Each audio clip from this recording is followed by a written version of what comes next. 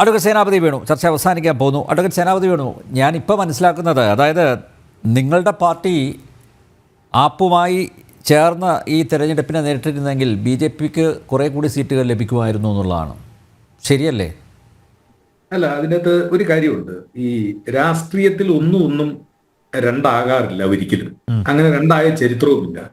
ഒരുപക്ഷെ അങ്ങ് പറഞ്ഞത് തന്നെയാകാം ശരി. ഇപ്പോ 16 സീറ്റുകളുടെ ഒരു കണക്കില് 16 സീറ്റുകൾ ഇപ്പൊ ബി ജെ പി വിജയിച്ചിരിക്കുന്നിടത്ത് ഞങ്ങളുടെ കിട്ടിയ വോട്ടും ഇതിന്റെ മാർജിനും തമ്മിൽ കൂട്ടി നോക്കിക്കഴിഞ്ഞാൽ 16 സീറ്റുകൾ കൂടി ജയിക്കാൻ പറ്റുന്ന രാഷ്ട്രീയ സാഹചര്യം. പക്ഷേ ഒന്ന് നമ്മൾ മനസ്സിലാക്കേണ്ടത്, ഡൽഹിയിൽ ആം ആദ്മി പാർട്ടിയും കോൺഗ്രസും തമ്മിലുള്ള സഖ്യം എപ്പോഴും അത് മോരും മുതിരയും പോലെയാണ് കിടന്നത്. അങ്ങനെ ഒരു സഖ്യം, കാരണം ഞങ്ങളുടെ ഒരു ബേസിലാണ് അവർ കയറിയിരിക്കുന്നത്, അല്ലെങ്കിൽ അവര് ഉണ്ടാക്കിയിരിക്കുന്ന ഒരു വോട്ട് എന്ന് പറയുന്നത് ഞങ്ങളുടേതാണ്. അതൊരിക്കലും അങ്ങനെ ഒരു തെരഞ്ഞെടുപ്പിൽ വർക്കൗട്ട് ആകുന്നില്ല എന്നത്. ഇപ്പൊ ഉദാഹരണത്തിന് കേരളത്തിൽ CPM-ഉം കോൺഗ്രസും കൂടെ ഒന്നിച്ച് ഒരു തെരഞ്ഞെടുപ്പിൽ മത്സരിക്കുന്നത് എന്നതുപോലെ തന്നെ അണികൾ, ഇനിയിപ്പൊ നേതൃത്വം സ്വീകരിച്ചാലും അണികൾ ഒട്ടും സ്വീകരിക്കാത്ത ഒന്ന്. പക്ഷേ രാഷ്ട്രീയത്തിൽ അന്തിമമായിട്ടൊന്നുമില്ല.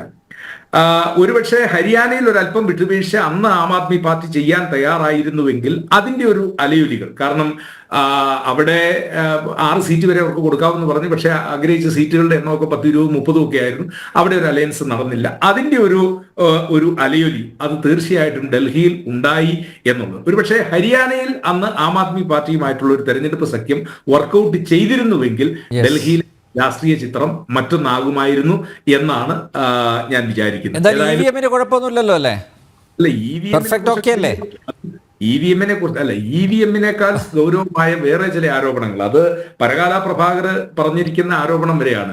4 മണിക്കും 5 മണിക്ക് ശേഷം 50 ലക്ഷം ആളുകൾ പൊടുന്നനെ വോട്ടർമാരായി വരിക, ഒരു കെട്ടിടത്തിന്റെ മറവിൽ തന്നെ 7000 പുതിയ വോട്ടർമാർ ചേരുക, രാജ്യത്തുള്ള 18 വയസ്സിൽ മുതൽ ഉള്ള ആളുകളെക്കാൾ കൂടുതൽ വോട്ടർ പട്ടികയിൽ പേര് വന്നിരിക്കുക, അങ്ങനെയുള്ള ഒരുപാട് ആരോപണങ്ങളുണ്ട്. അതൊക്കെ വരും ദിവസങ്ങളിൽ ശ്രീപത് അതിനുകൂടി ഒരു മറുപടി എന്നിട്ട് നമുക്ക് അവസാനിപ്പിക്കാം. എന്തായാലും EVM-നെ ഇപ്രാവശ്യം കുറ്റവിമുക്തനാക്കിയിരിക്കുകയാണ്. ഓക്കെ, കണ്ണൂർ ജില്ലയിൽ പണ്ട് മരിച്ചുപോയ ആത്മാക്കൾ വോട്ട് ചെയ്യാൻ വരും. ഇപ്പൊ കണ്ണൂർ പോലും അത് നടക്കുന്നില്ല. അല്ല, കണ്ണൂർ ഇപ്പൊ അത് നടക്കുന്നില്ല. പിന്നെ അല്ലേ ഡൽഹിയിലും ബോംബെയിലും ഒക്കെ ഇതൊക്കെ കേൾക്കാൻ സുഖമുള്ള വർത്താനാണ്. തമാശ പറഞ്ഞ് ചിരിക്കാം എന്നല്ലാണ്ട് ഇതൊന്നും ഇപ്പൊ ഇന്ത്യ രാജ്യത്ത് കണ്ണൂർ നടക്കുന്നില്ല. പിന്നെയല്ലേ